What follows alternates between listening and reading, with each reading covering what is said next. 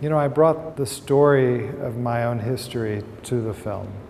So the facts and the chronology are very close to a series of events that I lived in a relationship between 97 and 2007.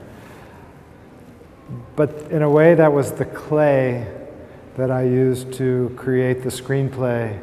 And then the next chapter is something all new. It's new people, it's new faces, it's the city of New York, it's all the decisions you make as a film director, it's everything that happens between the two actors on set. So for me, the film is always about the present. The past is kind of an element, a gift to the film, but it is not the film itself. The film captures life, if it works, and life is now. So I think of myself and my history as kind of a drawer or an archive that the film draws upon, but it is not a biography in that way. I approach shooting fiction as if it's a series of events that I've probably constructed from nothing, so that there is the fictional element of bringing these actors together on these locations. But I think of my job as to create the possibility for something to happen that is immediate and to document it. So I always think of actors less as actors and more as people. You know, they can't hide themselves. So I do think of the work as a form of documentary that I am crafting as a storyteller. I believe that the more specific, the more universal.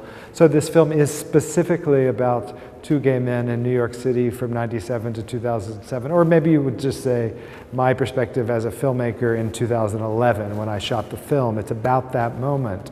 And I need to get the details right, almost as if I'm an anthropologist, but with warmth and the abilities of a storyteller to make it also engaging to an audience in a way that's entertaining. I mean, I do believe that ultimately a film also needs to engage you. You know, there's a reason people have been writing about love for 1,000 years, because there's so much to say about how human beings connect to other human beings, whether that be family or relationships. And I think what I'm interested in is the challenges of intimacy, which is maybe more the word that I would use than love per se, because I think love is passion, love is need, love is desire, love is losing oneself. It's so many different things, and I think that's actually why you can make, I've made 4 films about love. Each one is very different, but it reveals something of the same. And it also, if I reveal it personally enough, I find that people, they identify, they see themselves.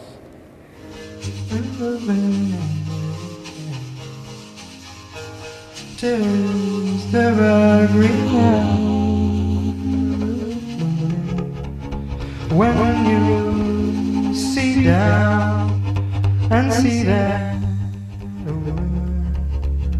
and see that and every day.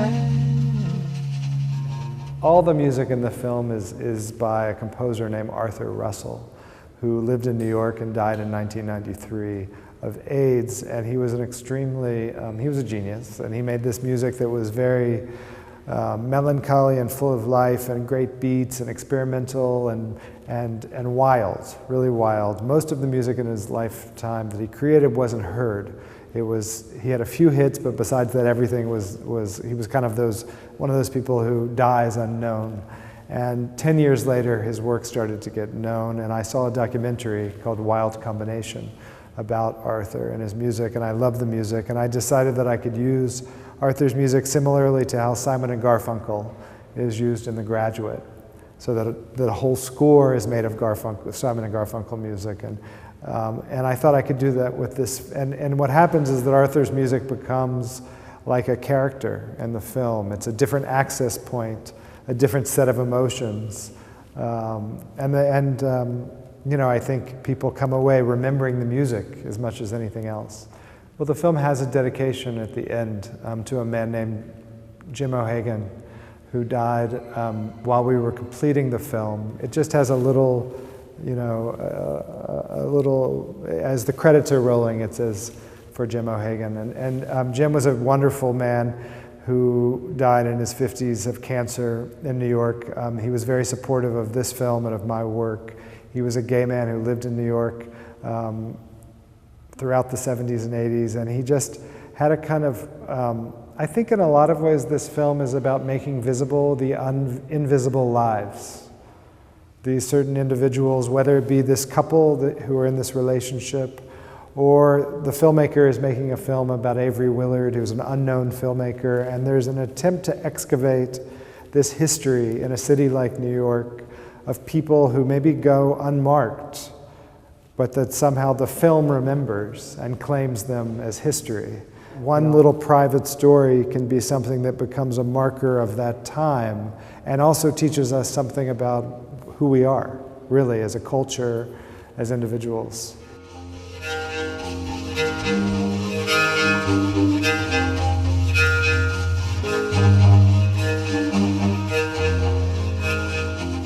The opening paintings that start the film are a series of portraits by my husband, Boris Torres, who is a painter who lives in New York. The character of Igor is loosely based on Boris. He's from Ecuador. His father was a communist, and so he gave him this name just as in the film. But I think to me, what's inspiring about those paintings is their humor and their lightness. I think Boris is a very open person, and somehow his work doesn't judge sex. There's a loving quality to those portraits that I think, particularly when it's connected to the Arthur Russell song in which you hear them. So together, there is this very, I call it handmade quality. The film is not glossy, it's not distant. It's like a story being told, you know, maybe over a fire or something. There's something very personal about that work. I do believe that this film also, there is a sense of this is what communities now look like. It's not like gay people live in some separate little ghetto. They live in a world of where there's a blending and the boundaries are different. And I think this film reflects that. Our friends are gay, our friends are straight. I think that's true in Warsaw. I think that's true in London. It's certainly true in New York. It's in Miami. Wherever it might be, there are these, and I think this film in a way is something new because it looks like what contemporary life looks like.